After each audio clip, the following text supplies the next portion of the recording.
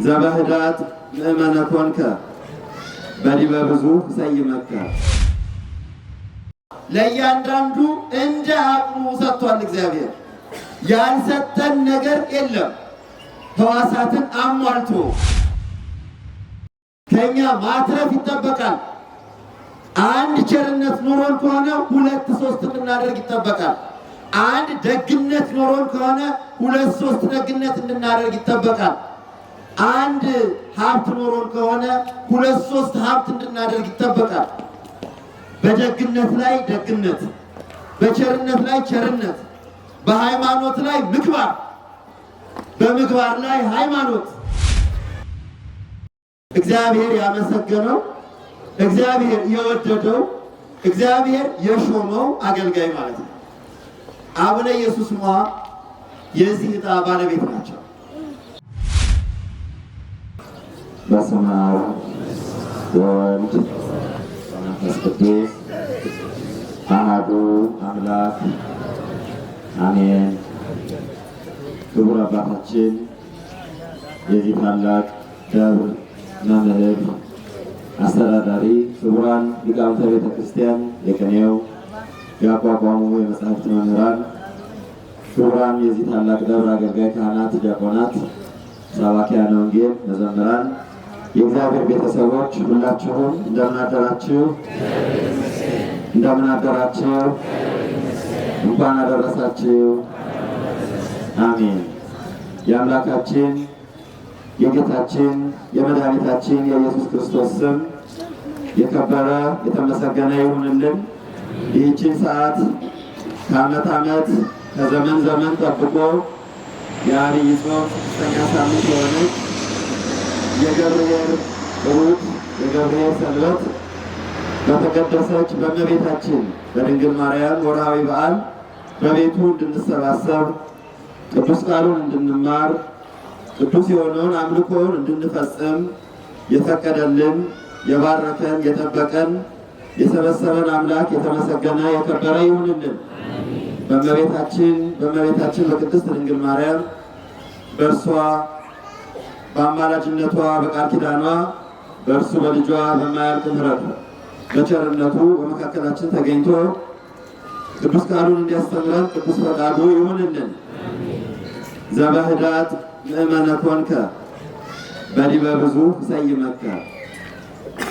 በትንሹ ታምነሃልና በትንሹ ቸር ሆነሃልና በብዙ እሾምሃለሁ። በትንሹ ማንነትህ፣ በጎነትህ፣ ደግነትህ ታውቋልና በብዙ ትሾማለህ። ይህንን ያለው ያስተማረን ቃሉን የሰጠን የሚባርከን መንግስቱን የሚያወርሰን በሕማሙ በሞቱ ያዳነን መድኃኔዓለም የእመቤታችን ልጅ የእግዚአብሔር ልጅ ኢየሱስ ክርስቶስ ነው። የዛሬው ዕለት ይችን ሳምንት በሙሉ ማን ይባላል? ገብርኄር። እስኪ በሉ ገብርኄር፣ ገብርኄር። አዎ የምንኖረውን የምናከብረውን እግዚአብሔር እኛን የሚያስተምርበትን ዋና ዋና ነገሮች በቃላችን መያዝ አለብን። ገብርኄር ማለት ቸር አገልጋይ፣ ታማኝ አገልጋይ፣ በጎ አገልጋይ ማለት ነው። ይቺ ሳምንት የሁሉም የክርስቲያን ምዕመናን እግዚአብሔርን የሚወዱ እግዚአብሔር የሚወዳቸው በእግዚአብሔር ስም የተጠሩ አንድ ጊዜ የምትንቀሳቀሱ ምዕመናን ቆሙ ወይም ቁጭ በሉ። 20 ደቂቃ ነች፣ አንቆይም። የዓመት ቀለም ነች ይባላል። 1 ዓመት ከዚህ በኋላ የዛሬዋን ቀን የምናገኛት የምናከብራት የዛሬ ዓመት ነው። እግዚአብሔር ይጠብቀንና ስለዚህ ዛሬ በዚህ ሳምንት የምናከብረው የምንኖረው የምንማረው ስለ ራሳችን ነው። ስለ ራሳችን ስለ እያንዳንዱ አሁን ባለፈው ሳምንት ደብረ ዘይት ስለ ጌታችን መምጣት፣ ከዚያ በፊት ስለ መጻጉዕ እግዚአብሔር ስለፈወሰው ስለ ፈውስ በሙሉ፣ ዛሬ ደግሞ ይህችን ሳምንት ስለኛ ስለ ራሳችን ነው የምንማረው የምንኖረው። እግዚአብሔር እኛ እንድንሆን የሚፈልገው እኛ እንድንሆን በእርሱ ፊት ምን አይነት ስም እንዲኖረን የሚፈልገውን ነገር ያስተማረበት። አገልጋይ ብንሆን ሊቃውንት ብንሆን በሌላም በልዩ ልዩ ማዕረግ በቤተ ክርስቲያን ብንኖር እግዚአብሔር እኛ ምን እንድንሆን ይፈልጋል? ገብርኄር በጎ አገልጋዮች፣ ታማኝ አገልጋዮች፣ ቸር አገልጋዮች እንድንሆን ይፈልጋል። ስለ ራሳችን ነው ይህን ሳምንት የምንማረው። ስለ ራሳችን በትንሹ ታምነን በብዙ እንድንሾም ወንጌሉን ሰምታችሁታል። በቅዳሴው መሃል አባቶቻችን ሲያነቡልን ያሰሙን ወንጌል የማቴዎስ ወንጌል ምዕራፍ 25 ከቁጥር 14 ጀምሮ ነው ያነበቡልን። የማቴዎስ ወንጌል ምዕራፍ 25 ከቁጥር 14 ያለፈው ሳምንትና የአሁኑ ሳምንት ተከታታይ ወንጌሎች ናቸው። ባለፈው ሳምንት ማቴዎስ 24ን በአሁኑ ደግሞ ማቴዎስ 25ን ነው። ቤተ ክርስቲያን ወንጌላዊት ናት። ቤተ ክርስቲያን ሐዋርያዊት ናት። ሕይወቷ፣ ሕንፃዋ፣ ትምህርቷ፣ ድምጿ በሙሉ ወንጌል ነው። በሙሉ ወንጌል ነው የምትኖረው። ዕለቱን ሰይማ ምዕመናንን የምታስተምረው በወንጌል ነው። ተመልከቱ። ባለፈው 24ን ማቴዎስ በአሁኑ ደግሞ 25ን የማቴዎስ ወንጌል ምዕራፍ 25 ከቁጥር 14 ታሪኩ እንዲህ ይተረካል። አንድ ሰው ወደ ሩቅ ሀገር የሚሄድ ባለጸጋ ዘበውለ ጸጋ የተባለ እግዚአብሔር ወደ ሩቅ ሀገር የሚሄድ አንድ ሰው ለአገልጋዮቹ ጠራና ለእያንዳንዳቸው እንደየ አቅማቸው ይላል ወንጌሉ፣ እንደየ አቅማቸው ብቃትን፣ ዕውቀትን፣ መክሊትን ሰጣቸው። ለአንዱ ጠራና 5 ሰጠው፣ ለአንዱም ደግሞ 2 ሰጠው፣ ለአንዱ ደግሞ 1 መክሊት ሰጣቸውና ወደ መንገዱ ሄደ ይለናል ቅዱስ ማቴዎስ። የጌታችንን ትምህርት ቃል በቃል የመዘገበልን ያስተማረው ጌታችን ነው። የመዘገበው ማቴዎስ ነው፣ ወንጌላዊ ማቴዎስ። ወንጌላዊ ማቴዎስ ይህንን ቃል በቃል ነው መምህራን በቀይ ጽሑፋል። ለአንዱ ስትሰጠው 5፣ ለሌላው ደግሞ 2፣ ለሌላው ደግሞ 1 ሰጠው። ለእያንዳንዱ እንደ አቅሙ ሰጥቷል እግዚአብሔር። ያልሰጠን ነገር የለም። ሕዋሳትን አሟልቶ ዓይን የከለከለው ሰው አለ? እጅ የነሳው ሰው አለ? እግር የነሳው ሰው አለ? ወይስ ጆሮ የነሳው ሰው አለ? የለም። ለእያንዳንዳችን አካላትን አሟልቶ አእምሮ ግዕዛንን የምናስብበት፣ የምንመራመርበት፣ የምናውቅበትን አእምሮ እግዚአብሔር ሰጥቶ ወደዚህ ዓለም አምጥቶናል። እግዚአብሔር ያልሰጠው ሰው የለም። ድሃ አድርጎ ጎደሎ አድርጎ ወደዚህ ዓለም የላከው ሰው የለም። ለሁሉም እንዳቅሙ የሚሰራበት፣ ለገበሬው ግብርና፣ ለአናጺው የአናጺ ሙያ፣ ለግንበኛው የግንብ ሙያ፣ ለሐኪሙ ሕክምና፣ ለሁሉም እንዳቅሙ እግዚአብሔር ሰጥቷል። እግዚአብሔር ያሳነሰበት በተፈጥሮ ያጎደለበት የለም። ለሁሉም እንዳቅሙ ሰጠ ይላል ቅዱስ ማቴዎስ። ጌታችን ያስተማረን ሰጥቷቸው ሄደ። ከብዙ ዓመት በኋላ ከብዙ ዘመን በኋላ ያ ባለጸጋ ያ ጌታ ሊመረምራቸው ሊጠይቃቸው ወደ እነዚያ አገልጋዮቹ መጣ ይላል። ይሄ ደግሞ ኦዲት ነው፣ ቁጥጥር ነው።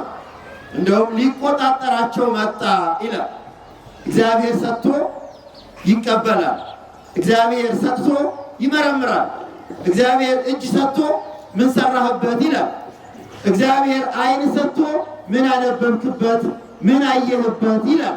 እግዚአብሔር ጆሮ ሰጥቶ ምን ሰማህበት፣ ምን ተማርክበት ይላል። እግዚአብሔር እግር ሰጥቶ የት ሄድክበት፣ ጠንቋይ ቤት ሄድክበት፣ ሟርተኛ ቤት ሄድክበት፣ ቤተ ክርስቲያን ሄድክበት ይላል እግዚአብሔር። የሰጠንን ነገር መልሶ ይጠይቃል። ምን አረክበት ብሎ አእምሮ ሰጥቶ ምን አረክበት፣ ምን ተማርክበት ብሎ ይጠይቃል። አንደበትም ሰጥቶ ምን አስተማርክበት፣ መረክበት ወይስ ረገምክበት፣ አስተማርክበት ወይስ ተሳደብክበት ብሎ ይጠይቃል እግዚአብሔር። የሰጠንን ሁሉ እግዚአብሔር ይመረምራል። የሰጠው ሁሉ የእግዚአብሔር ነው። የኛ ከእናታችን ወይም ከአባታችን ያገኘነው ምንም ነገር የለም። እነሱን መስለን እንድንወለድ እንኳን የሚያደርገው እግዚአብሔር ነው። በእኛ ፈቃድ እስኪ እኔ እናቴን ልምሰል ብሎ የተወለዳለ? አባቴን ልምሰል ብሎ የተወለዳለ? የለም። እግዚአብሔር ነው መልክንም አከናውኖ የሚሰጠው። የሰጠውን ግን እግዚአብሔር ይጠይቃል። ምን አረክበት ብሎ ይጠይቃልና ያ ጌታ ወደ ሩቅ መንገድ የሄደ ለባለሟሎቹ ለአገልጋዮቹ ልዩ ልዩ ስጦታን መክሊትን የሰጠ ጌታ ከብዙ ዓመት በኋላ ሊጠይቃቸው መጣ ይላል። ጠርቶም እያንዳንዳቸውን ምን አደረጋችሁ ብሎ ጠየቃቸው። ባለ አምስቱ መጣ ይላል። ባለ አምስቱ መጣ። ጌታዬ 5 መክሊት ሰጥተኸኝ አልነበረም? አዎ ሰጥቻለሁ። ይሄው 5ቱን 10 አድርጌያለሁ። 5ቱን ስንት አድርጌያለሁ አለ? 10 አድርጌያለሁ። ይሄው 5ቱም የሰጠኸኝ 10 ያደረኩትም ትርፉ ይሄው ብሎ ከነትርፉ ወረቱን ከነትርፉ ሰጠ። ወረቱን ከነትርፉ አስረከበ። ያ ጌታም እንዲህ አለው፣ አንተ ታማኝ ባሪያ፣ አንተ ቸር አገልጋይ። አቤት መድኃኒዓለም ክብር ይግባው። ሰውን አክብሮ የፈጠረ አምላክ፣ ሰውን አክብሮ በደሙ የገዛ አምላክ እንደገና ደግሞ በሰራነው ስራ ያመሰግነናል። እግዚአብሔር ያመሰገነው ሰው እንዴት የታደለ ነው! እግዚአብሔር የወደደው ሰው አንተ ቸር አገልጋይ ያለው ሰው እንዴት የታደለ ነው! አንተ በጎ አገልጋይ ያለው ሰው እንዴት የታደለ ነው! አንተ ቸር አገልጋይ በትንሹ ታምናሃልና በብዙ ሾምሃለሁ፣ ወደ ጌታ ደስታ ግባ አለው። በትንሹ ታምናሃልና በብዙ ሾምሃለሁ። እችን ቃል ያዙ። ዘበውድ ምእመነ ኮንከ በዲበ ብዙ ሰይመከ። በትንሹ ታምናሃልና በብዙ ሾምሃለሁ አለ። ሁለተኛውም መጣ። ጌታዬ 2 ሰጥተኸኝ አልነበረምን? አዎ ይኸው 2 የሰጠኸኝን 4 አድርጌያለሁ። ወረቱም ይኸው ትርፉም ይኸው አለ። 2 የሰጠኸኝን 4 አድርጌያለሁ። ለልጆቻችሁ የምታስተምሩት ለራሳችሁ የምትማሩት ትልቅ ትምህርት ነው። የዛሬው ሳምንት የእያንዳንዳችን ሕይወት ነው።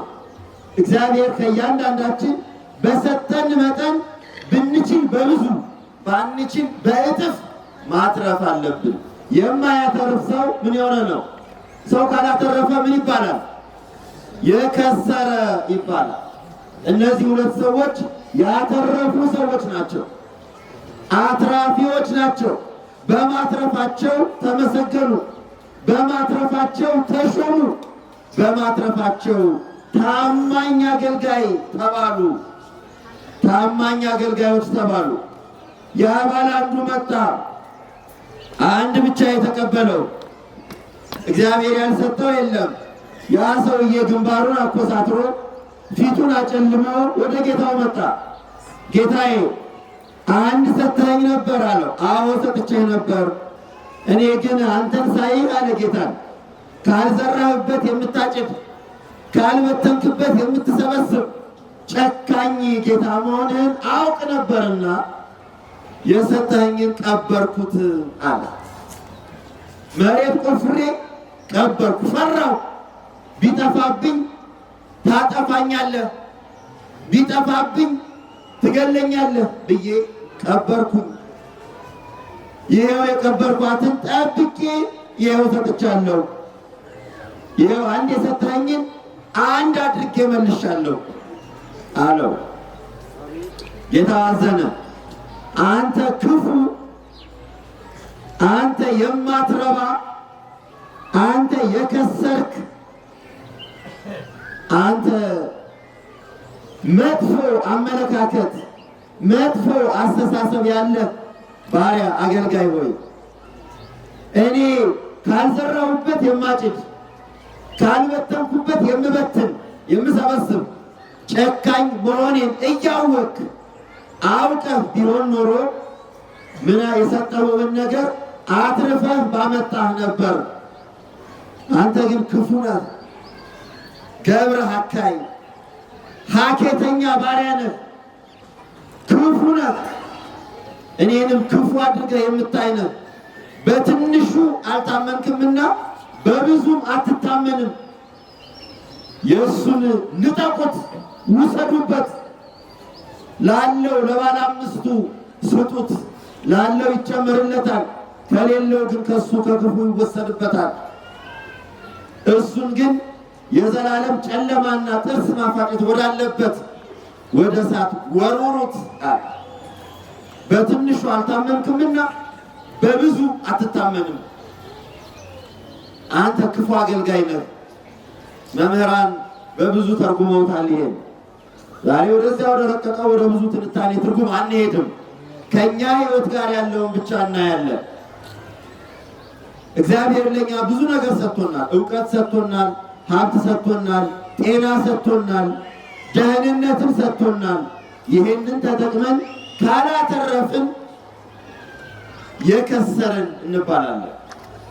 እግዚአብሔር የሰጠንን ነገር በእጃችን ርኅራኄን ቸርነትን ካላደረግን፣ በጆሮአችን ቃለ እግዚአብሔርን ካልሰማን፣ በዓይናችን መልካም ነገርን ካላደረግን ካላነበብን ዘደፈነ ወርቆ ወርቁን ስጦታውን የደበቀ የቀበረ ተብለን በእግዚአብሔር ተተችተን